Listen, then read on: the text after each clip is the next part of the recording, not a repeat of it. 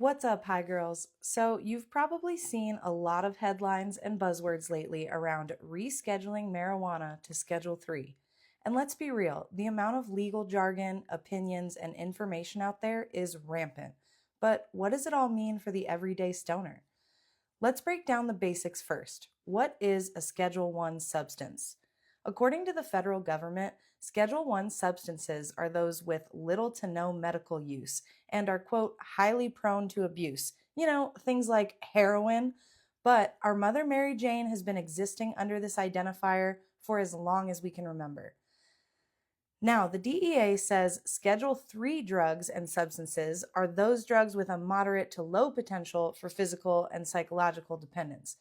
This category includes things like ketamine and codeine Tylenol. And this, friends, is where we now find medical use marijuana products as well. Let's tell you what's in the announcement from the Department of Justice, because reading is what? Fundamental. It straight up reads, quote, with the issuance of this final rule, which constitutes a final order, the Acting Attorney General of the U.S. Department of Justice places drug products containing marijuana that have been approved by the Food and Drug Administration in Schedule 3 of the Controlled Substances Act. The announcement goes on to specify exactly which products will be Schedule 3 substances effective immediately. All FDA-approved cannabis products and all products covered by a state medical marijuana license, including manufacturing, distributing, and dispensing. The feds also made sure to explicitly extend that coverage to any naturally derived Delta-9 THC or other extracts from medical cannabis products. Whew. What's not impacted by immediate change are adult use and recreational products, synthetic cannabinoids like Delta-10 THC, bulk crops not yet approved by the FDA, and hemp products, which you likely see on your shelves these days labeled as THCA. This is because in 2018, Congress amended the Controlled Substances Act to remove hemp from the official definition of marijuana. To be real with you, there's so much to break down and discuss about the loopholes and legal status of hemp, but we'll get to that another time. A lot is not changing yet, like adult use and recreational products, synthetic cannabinoids like Delta-10 THC, bulk marijuana not yet approved by the FDA, and hemp products, which you likely see on your shelves these days labeled as THCA.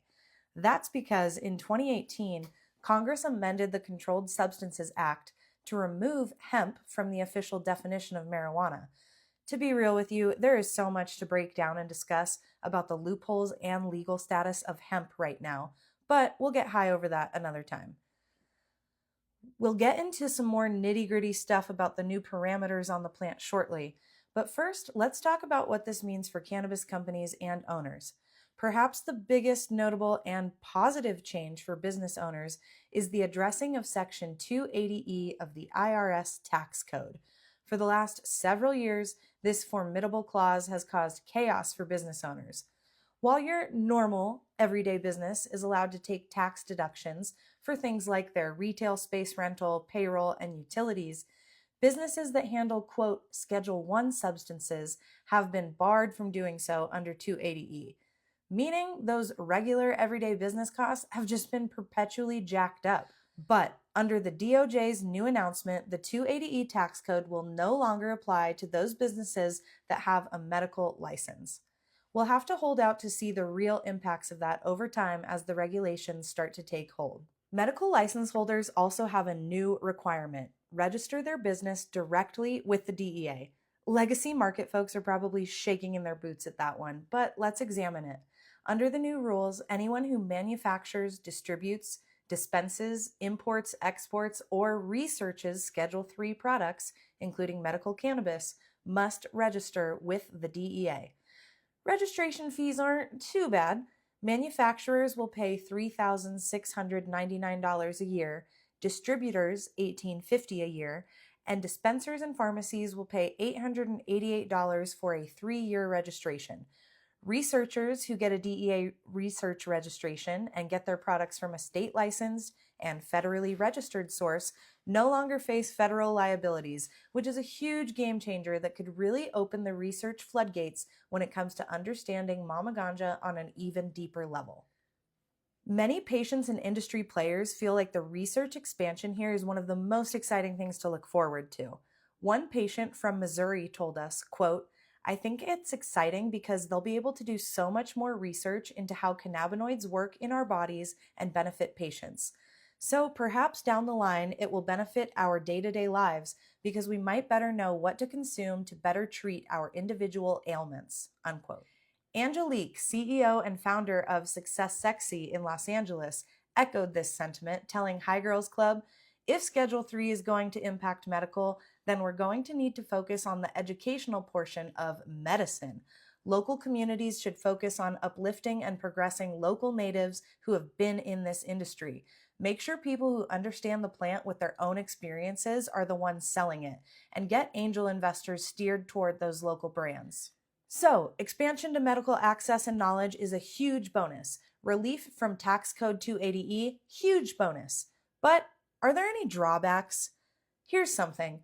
Under the new Schedule 3 rules, a business's DEA registration will be automatically suspended if their state license lapses or revokes. Excuse me. Now, we can probably largely agree that businesses should be compliant, but if you know anybody who's ever owned a cannabis company, sometimes it's just physically and financially taxing to get the business to that point. So, are those small business owners just going to be forced to risk it all or simply give up while trying to make their way to being compliant? Another part of the announcement not a lot of people seem to be talking about is, what does this mean for growers? Well, there's this silly little international treaty that the US is under called the United Nations Single Convention on Narcotic Drugs. Basically, even if we change our laws here federally in the US, we have to abide by international rules that we agreed to back in 1961. And guess what? In the eyes of our global community, cannabis and its products remain a Schedule 1 substance, regardless of what Washington, D.C. decides here at home. And wouldn't you know it, the UN Single Convention has some pretty strict rules. The most complicated one surrounds figuring out who gets to grow what and for how much money.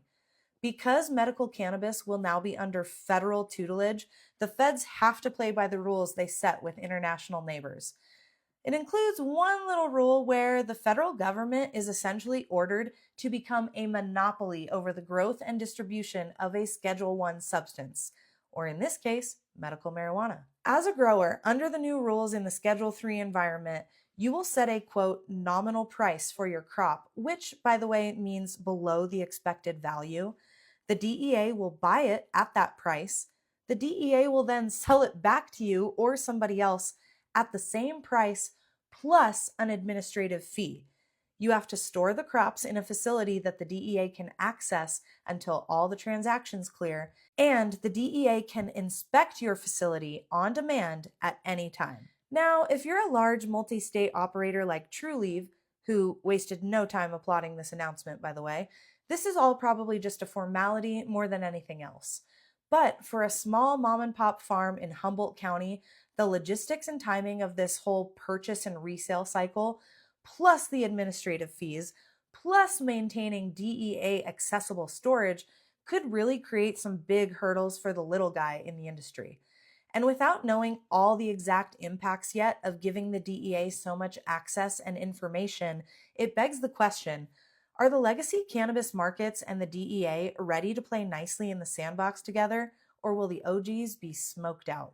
A lot is still uncertain. While day-to-day life for most consumers seems to be largely unimpacted so far, who's to say when that could change? While medical patients have always needed some kind of state approval, it's unclear if some kind of prescriptions are going to be needed to purchase medical weed in the future, or if companies could take hits in the form of federal fees that are going to be passed on to the patient. What's happening to state-led agencies like Colorado's Marijuana Enforcement Division, who have been tasked with keeping state compliance in and the feds out? And is recreational cannabis close behind? We really won't know the answer to many of these things for sure until at least June 29th, when the DEA will hold a public hearing about this new rescheduling rule. What is certain is that things are changing for cannabis. It looks like there's a lot of good change coming, but there also remains a lot of questions. And if you have one, please leave it in the comments so that we can keep digging deeper to break down all these high headlines for you.